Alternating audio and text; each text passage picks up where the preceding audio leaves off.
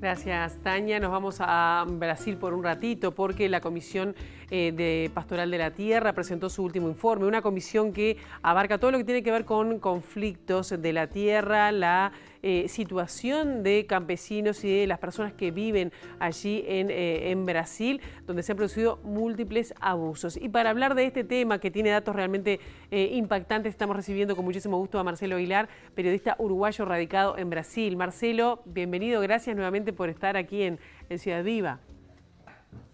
Hola, ¿qué tal, Pilar? ¿Todo bien por ahí? Todo bien, por suerte, con lluvia, ahora el cielo se está despejando, pero me parece que no se está despejando lo que es Brasil en lo que hace la presentación de este informe que trae datos preocupantes, ¿no?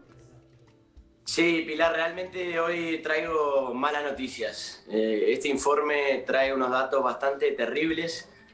En 2021, este informe recoge los datos del año 2021. En 2021 fueron registradas 109 muertes en consecuencia de conflictos por la tierra. Esto significa un aumento de 1110% en relación a 2020, al año anterior. Y de estas 109 muertes, 101 muertes se dieron en la tierra Yanomami, que es una vasta tierra indígena y que concentra la mayor cantidad, la abrumadora mayoría de casos, y que tiene situaciones realmente terribles que ocurren allí, de violencia letal, pero también de todo tipo de abusos. Y todas estas personas que murieron son víctimas de la acción de la minería ilegal, lo que en Brasil se conoce como garimpo. Ha venido con un proceso de avance radical sobre estos territorios, sobre los ríos de estos territorios, y para justificar y para legitimar este avance han tenido que aplicar toda esta violencia terrible. Otra cuestión es que estos datos, vamos a los datos duros, la violencia letal está relacionada a las áreas donde hay mayor número de deforestación, hay mayor desmonte, y esto está directamente relacionado con el avance del agronegocio. En ese sentido, la Amazonia sigue siendo el área que concentra la mayoría de los casos, el 52% de los casos de violencia están relacionados a la Amazonia, y del total de familias que pasan por este tipo de conflictos, que sufren estos conflictos, el 61% está también concentrado en esa región. El número de sin tierras aumentó también, asesinados también aumentó 350% entre 2020 y 2021. Todo esto sin contar que Brasil es el cuarto peor país del mundo en estas estadísticas de muerte y asesinato de líderes y lideresas ambientales. La tendencia no parece ser positiva, es más, parece ser negativa, porque en el año de 2022 ya se registraron 14 asesinatos. Y me imagino que con lo vasto que es el territorio brasileño y con la cantidad de personas que están sin tierras, deben ser datos que no abarcan la totalidad de la violencia que ocurre en la Amazonia profunda, me imagino. Sí, totalmente, Pilar. Este informe es importantísimo justamente porque es un gran esfuerzo, no solamente organizativo, sino de recolectar esa información. Este informe es hecho a través de representantes y agentes de la Comisión Pastoral de la Tierra en los territorios, en todas estas regiones del país, y la propia dinámica del conflicto, de los conflictos por la tierra, de los conflictos en el campo, hace que sea más difícil juntar estas informaciones. Entonces, estos agentes que te digo, juntan las informaciones, recortan la prensa, van almacenando los datos y después se elabora este informe. Es una situación compleja, y son regiones muchas veces, como decías, bastante alejadas y con dificultad de acceso, y también son regiones donde estos grupos económicos y que son los que aplican esta violencia, los que la promueven, son regiones donde tienen muchísimo poder. Entonces realmente esto hace que sea muy difícil, y que muy probablemente, esto lo asume la propia comisión, estos datos no reflejen la totalidad de los conflictos en el país. De todas maneras, por el tiempo en el que se ha conseguido sostener este informe, que es desde 1985, hace que sea un informe muy importante, que trae informaciones año a año cada vez más reveladoras del estado de situación y de cómo se trata la cuestión de la tierra en Brasil. Si les parece, escuchamos a Joseph Iborra, que es de la comisión, y en la entrevista que le hicimos habla un poco de estas cuestiones. Y hay demasiados. Nosotros cada año le decimos, esto es apenas una muestra de lo que pasa. ¿Quién quisiera que nosotros no tuviéramos que presentar este relatorio? Porque ya no está habiendo estos casos aquí en Brasil, aquí en el campo, ¿no? Pero lo triste es que continúan pasando. Y nosotros no podemos callarnos. No podemos decir, no, no ha pasado nada. No ha pasado, sí, está pasando.